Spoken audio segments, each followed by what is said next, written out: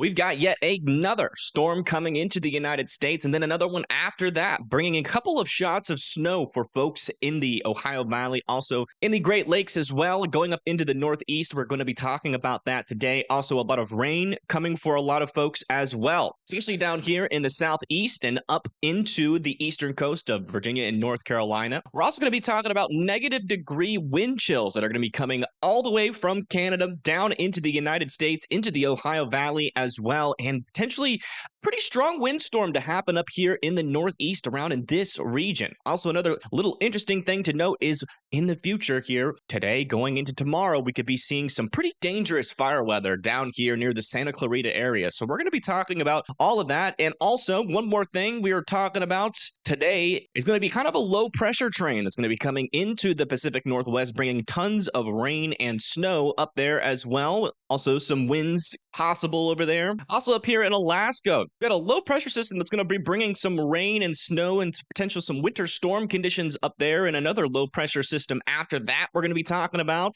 And then down here in Hawaii, mainly clear, but a couple of chances potentially for some showers as we go throughout the future. So buckle up. This is going to be an in-depth forecast for the entirety of the United States. So let's go ahead and get right into it. But before we do, make sure you hit that like and subscribe button before we get started to help us push this video out to more people. Starting over here in the lower 48, though, as we push this forward, you can see that we have this little snow system that's about to push up into the Northeast. Again, this is going to be around 3 p.m. to around 9 p.m. is when we're going to see the heaviest snow out of this, and that's eventually going to push up into Maine and kind of clear out as we go into around 12 a.m. on the 10th. Then after that, we are still watching for a batch of moisture to come up here from the Gulf of Mexico, bringing even more rain and also the potential for some flooding with that as well, and severe weather as that kind of meanders and then pushes off to the east. Once this gets started over here, though, and we start to see a little bit more of a strengthening low pressure system over here in this region, we are still expecting as we go into the 11th early morning to see a band of snow form on the backside of this. But some of the models are starting to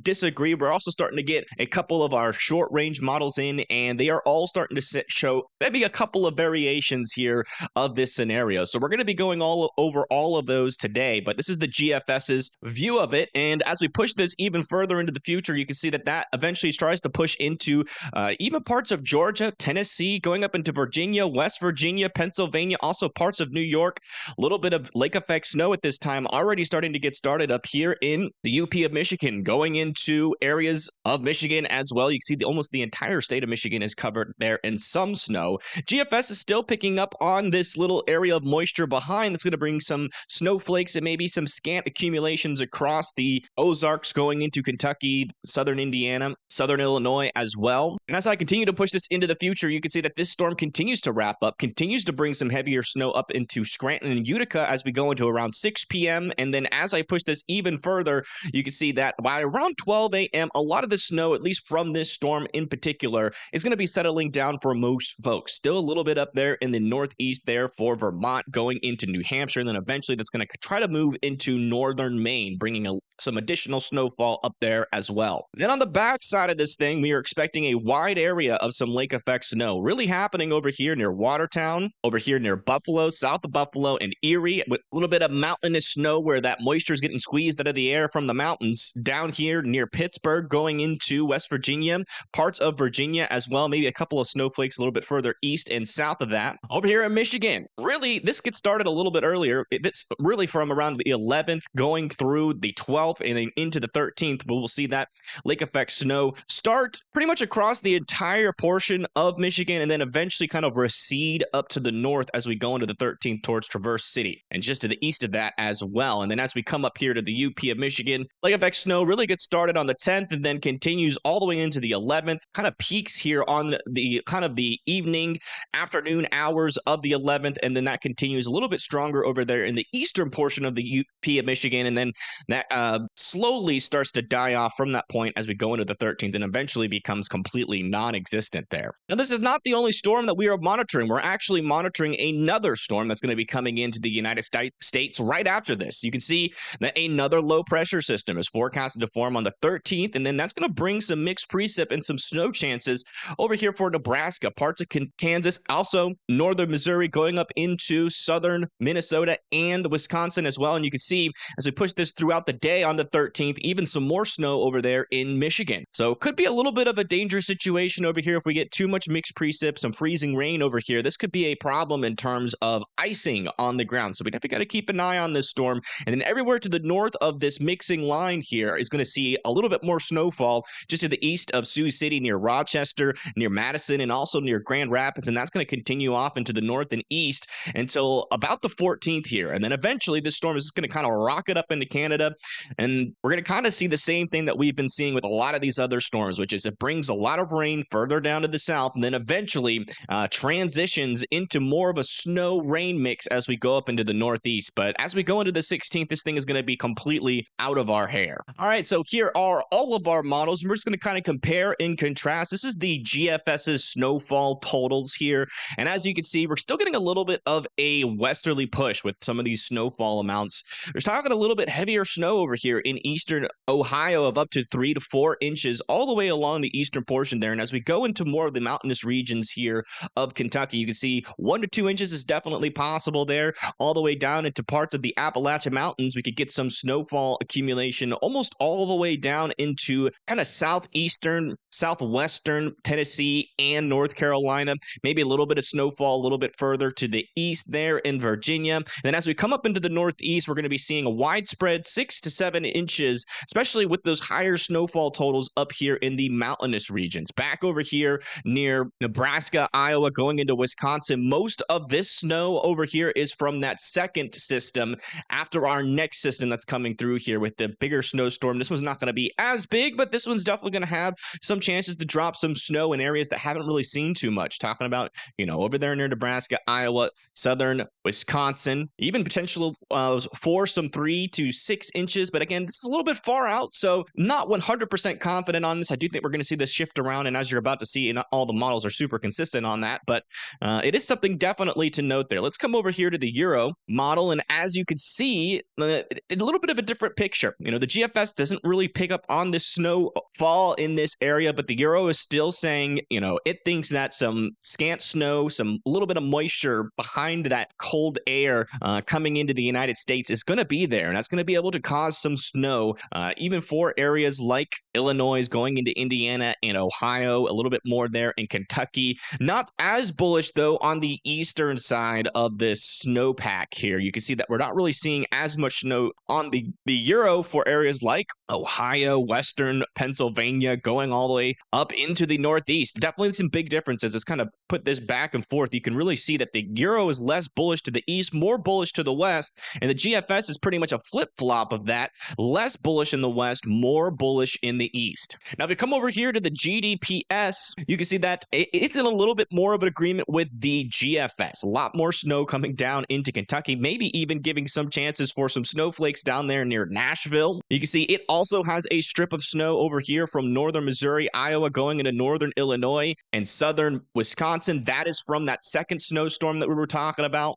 and is in more general agreement with the GFS than it is with the Euro as this storm moves up into the northeast as well. So still some decent snowfall on the way. This is no means a major snowstorm. This is not some, big time event. In fact, most of the areas that are going to be impacted by this is just going to be fun snowman, maybe snowman if you get enough snow type weather. And, again, we're not talking about major impact for anyone. So a cool little thing that we have here on Radar Omega is this thing called the Winter Weather Severity Index. And essentially what this means is the amount of snow that you're going to get out of this storm in comparison to your infrastructure's ability to handle it. As you can see, for today, the main impacts are going to be pretty light, just some winter weather area. The severity impacts go from winter weather area, that's the least, minor impacts in yellow, moderate impacts in the orange, that's hazardous driving conditions, closures and disruptions to infrastructure may occur. But then when you get into the major impacts and you have that more widespread, that's when we start calling these things major winter storms, when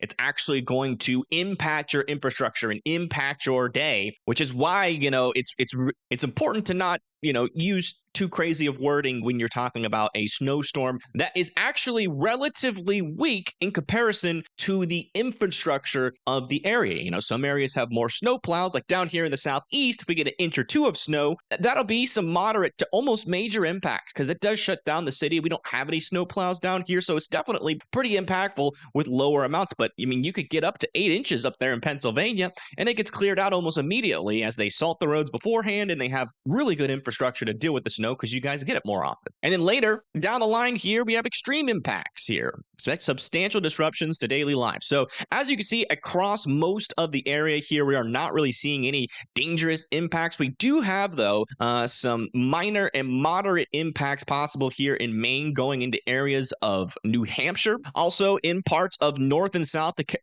not Carolina, Dakota over here near Spearfish, north of Rapid City, then over here on the border. Just some regular winter weather across most of Montana, but as you go up into the mountains, you can see that there's a little bit more of an impact there. And then in the southern Wyoming going into Colorado, where we have some snow chances over here as well, you can see that we do have some, minor to moderate impacts, especially up there in the more mountainous regions here. So again, nothing too crazy happening here across, but a lot of fun snow is coming. Going into day 3 here, you can see that the impacts get a little bit more widespread, but we're still only talking about minor impacts there for western Michigan, going into the UP of Michigan as well, in and along Lake Erie, south of Buffalo, coming up here into northern New York, up into the mountainous regions of Vermont and New Hampshire, and then up into Maine. You can see that we do have a little bit more widespread, and even a tiny little spot here for some major impacts just to the east of Bretton Woods. Now, another thing that we are really looking out for is some of those surface wind gusts here that are going to be possible. This is the NAM 12K, so we're a little bit closer in range here on this model. And as you can see, as we move throughout the ninth, nothing too crazy is going to happen. It's going to be a little bit gusty there on the East Coast. Over here, though, in areas like Montana, going down into North and South Dakota and Nebraska, you can see that those winds are going to pick up with some 30 to 40 mile per hour wind gusts. But look at this. Over here off the coast of Houston, could see some pretty hefty wind gusts of 20 to 30, maybe even getting up into those 40 mile per hour wind gusts over there. But then look over here near the East Coast. As we push this into the 11th at around 9 a.m., 12 p.m., we start to see some pretty hefty winds over here just off of the coast of Maryland, Delaware, going into New Jersey's coast, and then also Long Island's coast here. We're talking anywhere from, 50 to 60 mile per hour wind gusts along the immediate coastline. Now, that's going to calm down as you go further inland, but we can still see 50 to 40 mile per hour wind gusts as far north as Boston. So watch out for this. This is going to be another thing that we have to watch out for. And then again, this is going to be on the 11th at around 12 p.m. So, and as you can see, pushing this into further the day, that wind risk starts to pick up even further and even further and even further. We could see potentially even stronger winds. The kind of the peak of this event, we could have 50 to 60 mile per hour wind gusts as far north as New Hampshire, going into Massachusetts, Rhode Island, and also Connecticut as well. Then eventually it's going to try to push up into Maine, where we have a widespread area of 50 to 60 mile per hour wind gusts. I could really see, if this does end up playing out just like this, I could really see that potential for some power outages, really all the way from here going up into this region and up into Maine. We could actually get, with an event like this, over 100 to 200,000 people without power with a wind event like this. So if you guys live in this area, it's not just the snow, it's not just the rain, it's also the dangerous wind that could be happening. This is actually probably going to be one of the more impactful portions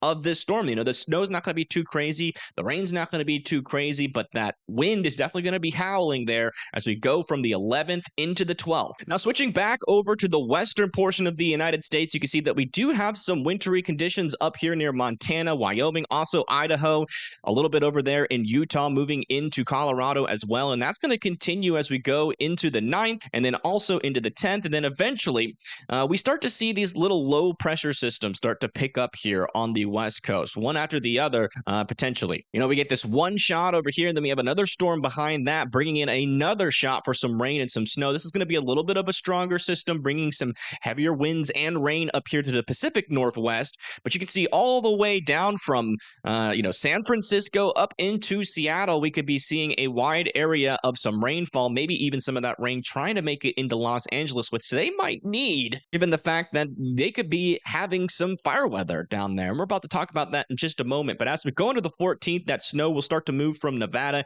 going into Idaho, also parts of Montana and Colorado again. But, further to the east, we're not talking about anything too major, but back over here for the West Coast, we could see, low pressure after low pressure make it in there. About one, and then another one, two, and then another one, potentially three coming in over the next week or so. So definitely keep your eyes on this. We will be keeping you guys in the know with this as well. But another thing that I want to talk about is something in the more immediate future, down over here near the Los Angeles region. If we look at the dew points over here, going in from today, going into tomorrow, you can see that we're going to have a lot of dry air set up over here near Santa Clarita. And as you can see, you can kind of see that those dew points are kind of spreading off. Those drier dew points are spreading off to the west. And that is because we have a little bit of a high pressure system setting up to the north, and that's going to siphon those winds down into the Los Angeles area and the Long Beach area. And we could be potentially seeing some pretty hefty winds. And you guys know over here, when you get those really dry conditions and you get some pretty strong winds, you're going to have some fire weather possible. And as you can see, starting today, going into tomorrow, those winds are going to start to pick up. 7 p.m. tonight, you can see that in Santa Clarita, those winds start to gust up to 40 to 50 miles per hour winds. And then also going into the 4 a.m., 7 p.m. period, you can see that those winds are really starting to pick up. So if this does end up happening, which is definitely within the realm of possibilities, we're in the range of accuracy here, we could have 40 to 50, maybe even some isolated spots of 60 mile per hour winds in this region near Santa Clarita. And if we get any type of spark out in this area and a fire starts, we could potentially be zoomed out looking at the satellite view and see a big plume of smoke just kind of following this area. It would generally travel away from Los Angeles, so we're not talking about too much of unhealthy air conditions over there. But if a fire starts over here near Santa Clarita, north of Thousand Oaks, Oxnard is once again going to be covered in smoke, and potentially we'll have to be watching out for some fires. Over here near Santa Clarita, Palmdale, Riverside, that's where we're going to be seeing the biggest risk for fires today, so make sure that you are fire aware today. And then moving into tomorrow, this is when things get a little bit more extreme. We have a purple area here. This is an extreme risk for fires here. So that's going to be over here near Santa Clarita, Santa Paula, Thousand Oaks, also Agua Dulce, I think that's right, and Waterman Mountain. If you guys live anywhere near these areas, you need to be super weather or fire aware because, you see some smoke, make sure you start tuning into your local fire agencies to understand whether or not that you will have to be in an evacuation order or even thinking about it at this point. It could be a particularly dangerous day, kind of like what we saw not too long ago when we had a fire near Camarillo and we had a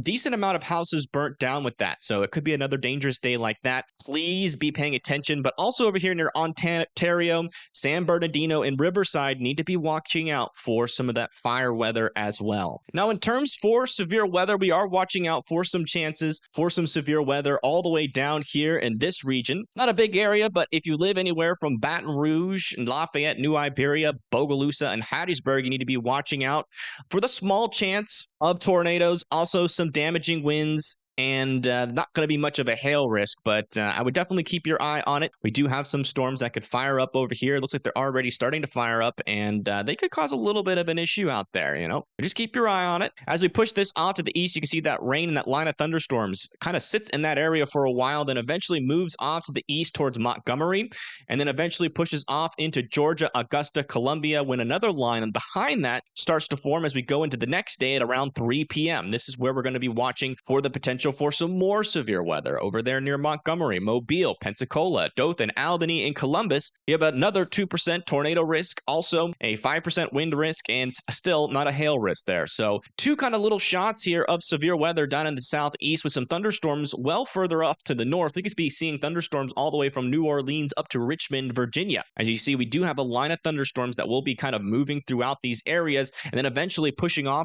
into the coast by around 6 p.m. But the timing for this line going into Atlanta is around 12 a.m. Going near Charlotte is around 5 a.m. to 7 a.m. Jacksonville, Gainesville, Tampa around 10 a.m. Over there near Richmond by 11 a.m. Wilmington by 1 p.m. Virginia Beach by 3 p.m. So if you guys live in these areas, just make sure that you are weather aware. And remember, right in front of this line up here near New York, Long Island, Connecticut, Rhode Island, Massachusetts, New Hampshire, and also Vermont is where we're going to be seeing those chances for power outages and those 50 to 60 mile per hour wind gusts out in this region. So although the United States, or at least the lower 48 of the United States, is relatively clear, when you zoom in, you can see that there are some impactful regions and where people need to be paying attention. Last but not least are the two most forgotten about states probably to ever have existed in the weather world.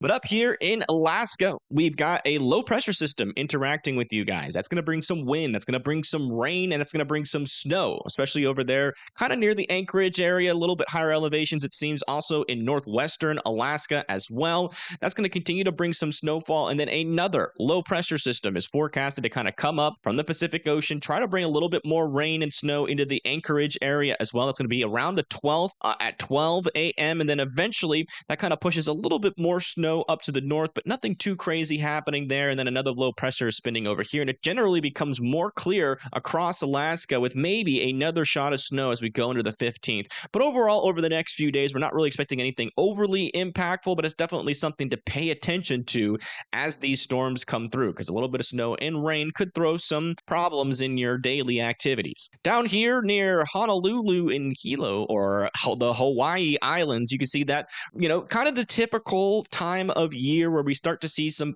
passing light showers. We're not really seeing, though, any major storms out there for you guys, mainly just, some clear conditions. Maybe it'll get a little bit cloudy at times, maybe a little bit rainy at times, but we're not really expecting anything too crazy down there near Hawaii.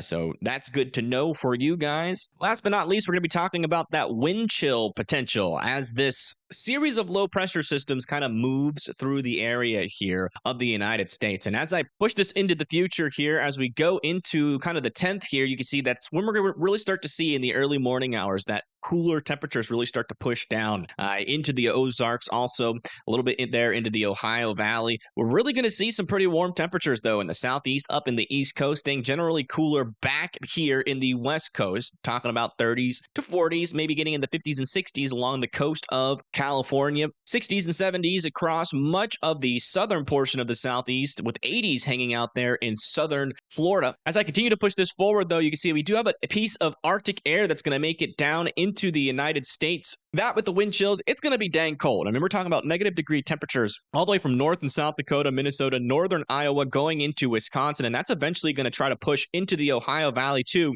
with negative 9-degree temperatures up there in northern Illinois, going into Michigan, northern Indiana, and then also trying to make its way into Ohio as well. And then that continues, but it's not going to really stick around for too long. We're going to see that warm up really try to happen underneath it. Then we're going to have that second system try to spin up over here, bring some snow for Nebraska, Kentucky, and then also parts of Iowa going into Wisconsin. And then eventually that's going to push off to the north and east and really bring some warmer temperatures. So it is going to get cold here for a little bit, and actually pretty darn cold. Might be some of the coldest air we've seen this year, but then it's going to be brief, and we're going to have that warm up kind of push back into the United States, really as we go from the 13th into the 16th here. But all right, everybody, thank you for tuning in. I do really appreciate it. Make sure you hit that like and subscribe button on your way out, and I will see you guys on the next video. Take it easy.